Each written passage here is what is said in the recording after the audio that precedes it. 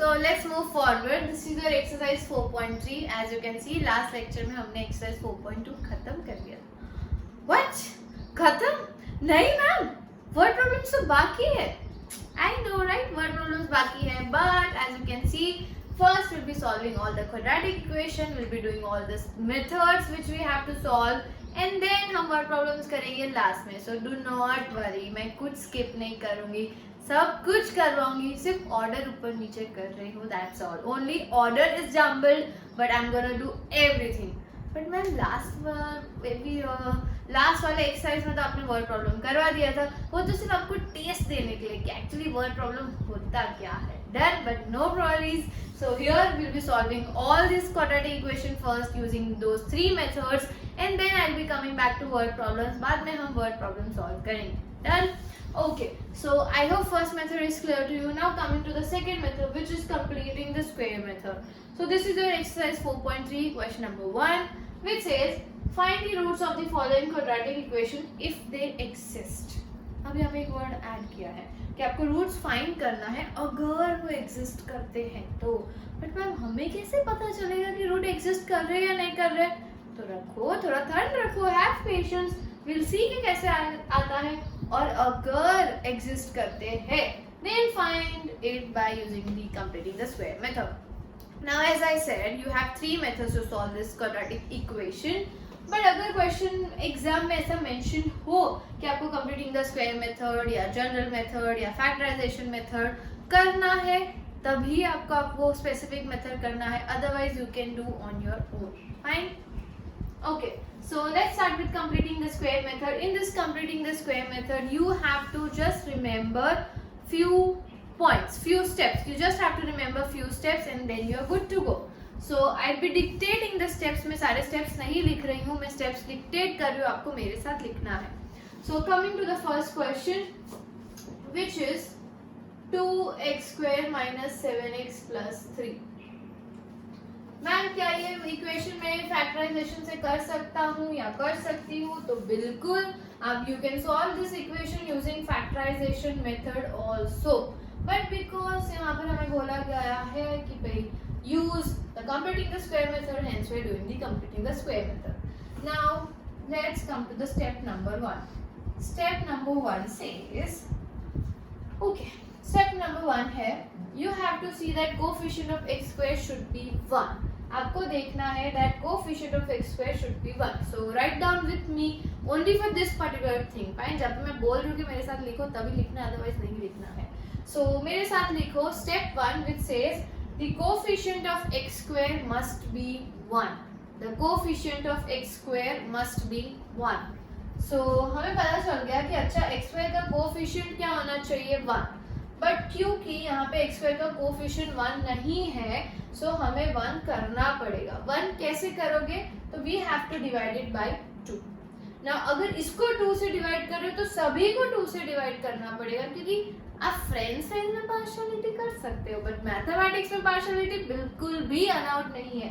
आप जो इसके साथ करोगे वही आपको उसके साथ करना है, जो इधर करोगे वही आरएचएस पे करना है. You have to do all the things. Fine, no partiality. अगर इसको 2 से डिवाइड करो तो आपको सभी 2 से डिवाइड करना पड़ेगा. तो हमारा फर्स्ट स्टेप क्या है? That we have to see the coefficient of x square should be 1. और क्योंकि ये 1 नहीं है और यहाँ पर 2 है, so we will multiplying the entire equation by 2. Done. So 2 है इसलिए 2 से कर रहे हैं, फिर कोई भी नंबर हो सकता है. अगर यहाँ पे 100 है तो आप पूरे इक्वेशन को 100 से डिवाइड करेंगे. 10 है तो पूरे इक्वेशन को 10 से डिवाइड करेंगे. Done. Okay, so as you can see the coefficient of x square must be 1 and because it is not 1 here, so we'll be dividing the entire equation by 2. So once we divide the entire equation by 2, so we get 2x square by 2 minus 7x by 2 plus 3 by 2 equal to 0 by 2. So we are left with 2 gets cancelled out. So we are left with x square minus 7 by 2x plus 3 by 2, 0 by 2, 0. So ये हो गया हमारा नया equation जो हमने 2 से divide करके मिला. So x square, x का कोफिशिएंट क्या है? 7 by 2. लास्ट टर्म क्या है? 3 by 2. This is your first step. Now in case अगर आपका कोफिशिएंट ऑलरेडी अगर आपका x स्क्वायर का कोफिशिएंट ऑलरेडी 1 है तो ये फर्स्ट स्टेप स्किप हो जाएगा. डन. इफ एक्स स्क्वायर का कोफिशिएंट 1 है। ऑलरेडी अगर क्वेश्चन में यहाँ पर कुछ नहीं है, मतलब कुछ नहीं मतलब 1 है, अगर इसका कोफिशिएंट ऑलरेडी 1 है तो first step will be skip, will be directly coming to the step 2। Step 2 क्या है तो लिखो take the constant on the right side. Step 2 is take the constant on the right side. हमारा constant ये है, हमें उसको किस पे लेके जाना है, राइट साइड पे। तो क्या हो जाएगा x square minus 7/2x is equal two plus है तो इधर जाएगा तो क्या हो जाएगा -3/2, और अगर इधर माइनस होता तो क्या हो जाता +3/2। Done. So step 1 coefficient of x square should be 1। अगर 1 है तो कोई प्रॉब्लम नहीं है, बट अगर 1 नहीं है तो यहाँ पे जो भी नंबर है पूरे इक्वेशन को उससे डिवाइड कर लो। Step 2 take the constant term on the third side, constant sorry on the RHS side. Step 2 में हमें आरएचएस साइड को लेके जाना है। Step 3 is you have to find the third term. यहाँ पे थर्ड टर्म फाइंड करना है। Third term which will be equal to half, मतलब हाफ, ये हर बार 1/2 ही मल्टीप्लाई करना है। Multiply 1/2 with coefficient of x। 1/2 को मल्टीप्लाई करना है कोफिशिएंट ऑफ x, जो भी आंसर आएगा उसका स्क्वायर। थर्ड टर्म क्या होगा, half 1/2 into coefficient of x, जो भी कोफिशिएंट ऑफ x को है उससे पहले मल्टीप्लाई करो 1/2 से, एंड जो भी आंसर आएगा उसको हमें स्क्वायर फाइंड करना है। डन। डरना बिल्कुल नहीं है, कंफ्यूजन बिल्कुल नहीं लाना है, ये बहुत ही ज्यादा इजी है। वापस से मैं सारे स्टेप्स आपको रिवाइज करवा रही हूँ। स्टेप 1 क्या है, the coefficient of x square should be 1। अगर 1 नहीं है तो divide the entire equation by that particular number, और अगर 1 है so come directly to the step 2। Now step 2 was take the constant term on the RHS. जो भी constant term है उसको राइट हैंड साइड पे ले लो, तो राइट हैंड साइड पे ले लिया। Done. Step 3 find the third term. हमें थर्ड टर्म फाइंड करना है। तो थर्ड टर्म कैसे फाइंड करते हैं, तो जो भी कोफिशिएंट ऑफ x है उसको मल्टीप्लाई करो 1/2 से और उसका स्क्वायर फाइंड करो। सो इधर कर रही हूं मैं हमारा थर्ड टर्म। सो हमें क्या करना है, 1/2 को मल्टीप्लाई करना है कोफिशिएंट ऑफ x। x का कोफिशिएंट क्या है यहाँ पर, x का कोफिशिएंट क्या है यहाँ पर -7/2। जो भी आएगा उसका हमें स्क्वायर फाइंड करना है। ओके, 1 इंटू -7, 2 इंटू 2 4, इसका स्क्वायर फाइंड करना है। -7 का स्क्वायर क्या होगा 49, प्लस 49 क्योंकि माइनस का स्क्वायर करोगे -7 इंटू -7 बिकम्स प्लस, और 4 का स्क्वायर क्या है तो 16। Done. So we got the two terms here, that is we found the third term here which is multiplying the coefficient of x to 1/2। हमने 1/2 से मल्टीप्लाई किया, जो भी आंसर आया, जो हमारा आंसर है -7/4, उसको स्क्वायर किया 49/16। Now step 4 add this term on both the side। दोनों साइड को ये टर्म ऐड कर देना है। मतलब यहाँ पर हमारे पास क्या है x स्क्वायर -7/2x प्लस हमें क्या ऐड कर देना है 49/16 इक्वल टू यहाँ पर क्या है -3/2 plus 49/16। Is this clear? Done. Again, revising the entire step. Step 1 says the coefficient of x square should be 2. Coefficient of x square should be 1. अगर 1 है तो well and good, you can come to the step 2 directly। अगर 1 नहीं है तो यहाँ पे जो भी नंबर है divide the entire equation by that particular number। Once you have that equation, step 2 है कि constant term को RHS साइड पे लेके जाना है, constant term को RHS साइड पे लेके जाओ। Done. Step 3 find the third term। Third term कैसे फाइंड करोगे, तो x का जो भी कोफिशिएंट है उसको मल्टीप्लाई करो 1/2 से। ओके, कर दिया। 1/2 से मल्टीप्लाई करने के बाद जो भी आंसर आएगा उसको आपको स्क्वायर फाइंड करना है। स्क्वायर फाइंड कर लिया, फिर स्टेप 4 क्या है, ये जो भी आंसर आया है आपको स्क्वायर करने के बाद जो भी आंसर है you have to add these two on both the sides. That's it and it's done. Okay, now last step. जैसे आप ऐड करोगे तो LHS पार्ट पे, once you add this term, that step 4 के बाद LHS पार्ट पे either I'm writing here, either you will be having in the form of a minus b whole square, मतलब a square minus 2ab plus b square, या तो आपके पास होगा a plus b whole square, that is a square plus 2ab plus b square।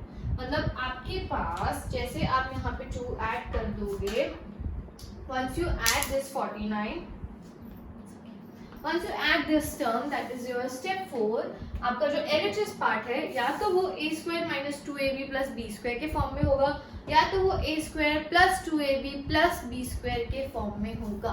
कैसे होगा ma'am, ये कैसे form में है, तो चलो देख लेते हैं कैसे फॉर्म में है वो।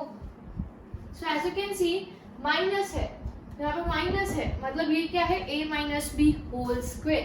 a minus B whole square मतलब a की जगह पे क्या है यहाँ पर x माइनस, अभी b क्या फाइंड करोगे, तो b कुछ नहीं है, ये जो आता है ना आपको यहाँ पर, ये स्क्वायर करने से पहले जो नंबर है दैट इज -7/4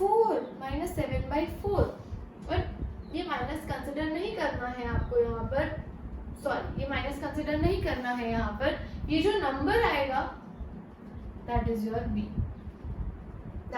b। क्या किया मैम, अगर यहाँ पे प्लस होता तो यहाँ पे प्लस की साइन है, क्योंकि यहाँ पे माइनस है तो यहाँ पे हमने माइनस की साइन ले ली है। Done.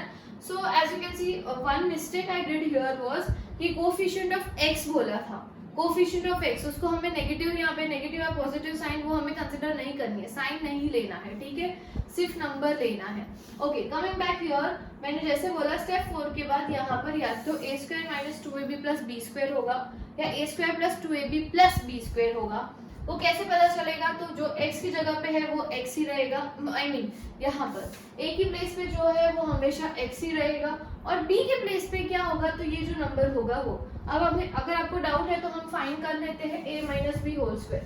a minus B whole square is what, a² मतलब x² minus 2ab that is 2 into x into 7/4 plus b² that is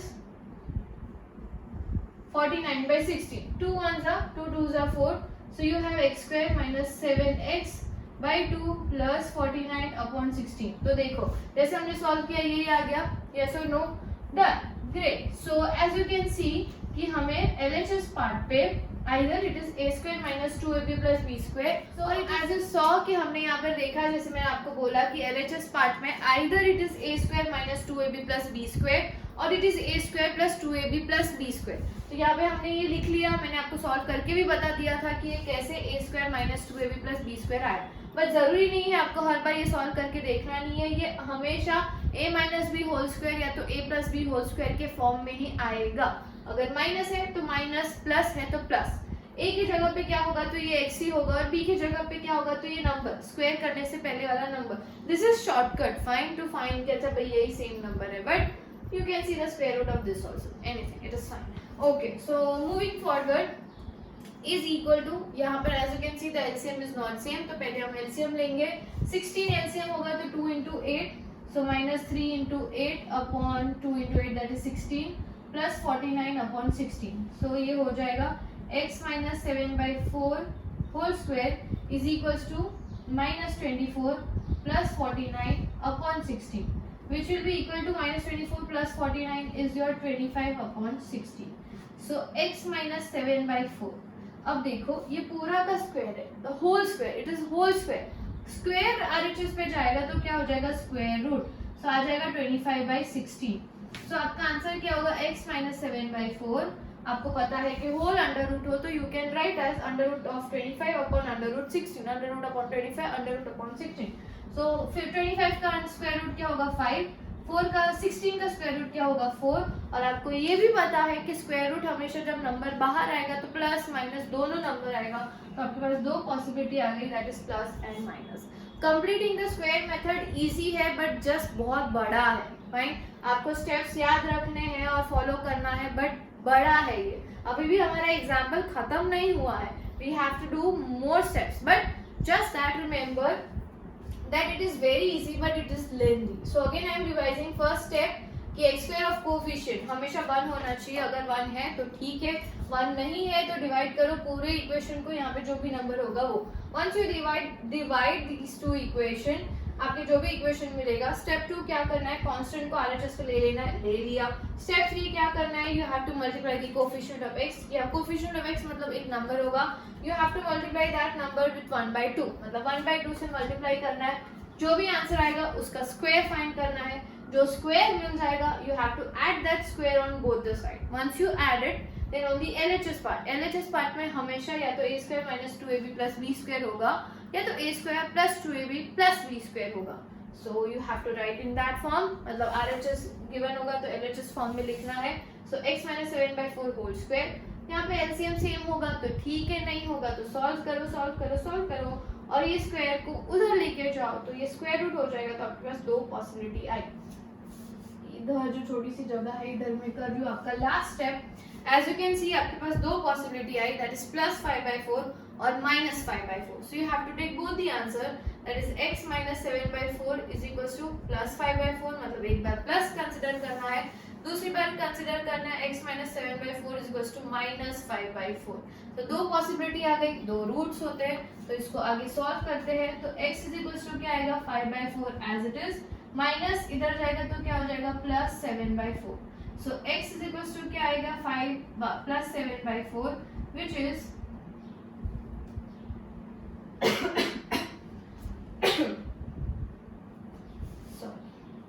which is 12/4. 4 1s are 4 3s are so 3. Therefore x is equals to क्या आया पहला answer आपका 3. दूसरा x is equals to minus 5/4 minus 7 इधर चला जाएगा तो क्या हो जाएगा प्लस 7/4. आप देख लो x is equals to minus 5 plus 7/4 which is minus 5 plus 7 is 2/4. That is x is equals to 1/2. Done. Okay. So as you can see, this is your completing the square method. यहाँ से आपको दो value मिलेगी तो दो consider करना है, एक बार प्लस और एक बार माइनस. एक बार प्लस एक बार माइनस. फिर आपको x की वैल्यू ही फाइंड करनी है. सिंपल x की वैल्यू फाइंड करनी है, इधर ले लो x मिल जाएगा, ये पहला रूट होगा. फिर दूसरे के लिए जब आप माइनस कंसिडर करोगे तो you will get the second term. Now the same question can be solved using factorization method also. ये same question factorization method से भी हो सकता है. Fine, not necessary कि सिर्फ इसी से होगा. So factorization से भी हो सकता है. But as said, if it is mentioned, do by completing the square method. So you have to follow all these steps and then you have to find these two answers. Done. I hope this is clear to you and आपने steps मेरे साथ लिखे होंगे. And see you in the next video. Thank you.